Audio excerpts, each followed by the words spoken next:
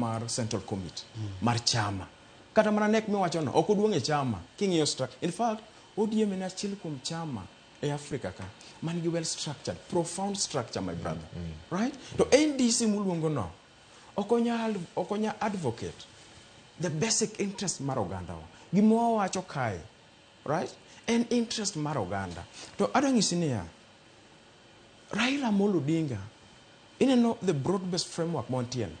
Oganda oko nyumra na nyuma, en arrangement manolos, the truth of Raila Amolo Odinga kod William Samoei Ruto. Ok en gima ji obukore, joma nokwongo dhi luwo ndhoge. Right?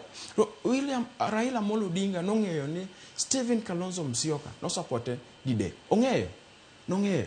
To mane pod nowuok mowacho ni wan as a community and as a political party man gi dhano mang'eny e Kenya ka.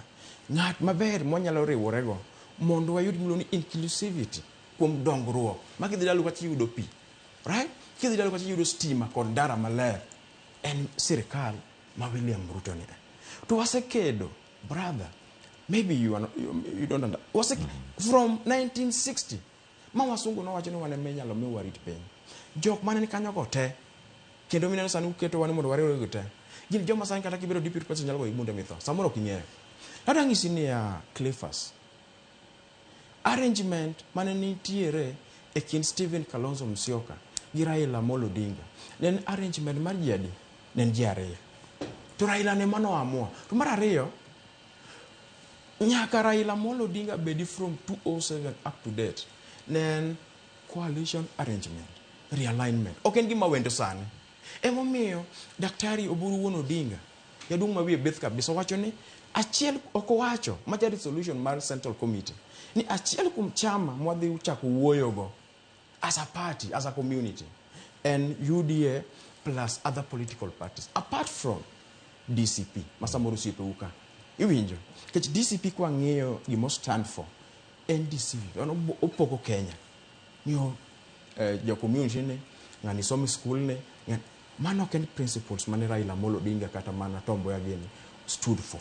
Emo miyangisu ne ya owetena, the interest mar oganda en supreme oeo interest mar individual kata any leader. To waneno ni wasegoyo lwenje mang'eny ma wabiro bedo part and parcel of communities mamoko maloso sirkal. Emomiyo wane mesa kacha. Iti wuoyi matin miluongo ni Ndindi Nyoro. Kidhi kod constituency ma Ndindi Nyoro ntiere. Ndindi oketo nyaka compound. Oko simiti. Compound. To gigo biro nikech bed ne machiegni nene jikon mipoge mwandu. To pesa mwandu mipogoge. I'm telling you, one of our Lake region, ushuru wakuma mang'eny sana ma the national government mayo kata kori kocha emutiyo kocha. To gigo biro nikech wasebede power, gibede power for more than 50 years. Gibede power, my brother. I'm telling you, okwachak wadoge ndara asa kumini wabakidi nuwarito mwandu jo mamoko to wane mwahinyore. Nyicha okego nea Raila Amolo Odinga jadung' maluor kabisa ne igolo gimon 10-point agenda. To jok manoningo gi 10-point agenda no ni mondo wachul jok manohinyorogo gi bunde. Jogi king'iyo jok manohinyore mang'eny to wachako from 1969, maybe you don't know. Jok manogoga gi bunde e chuny town Kisumu kacha Russia. Cleophas anyuondi ni ya Kisumu. Mogo ochiela chela gi bunde ne gin Luo. Kibiro 2007 Luo. Kibiro 2013 Luo. Kibiro 2017 Luo. 2022 Luo. Kane oket gino mono sirkal ochul, nitie joma nodhi e court mochungo gino. Mang'eny joma ne sponsor jogo. Emomiyo as a community nyaka koro wa change the tactics mar leadership marwa. To waseng'eyo ni the kind of politics mar Raila nego chon iluongo ni establishment versus systematic. To wasefwenyo ni establishment ni mondo yud kod the presidency kata power in Africa oko gima yom. Nyaka kal kuom systematic. Emomiyo esbone wacho ni king'iyo history mar Kibaki.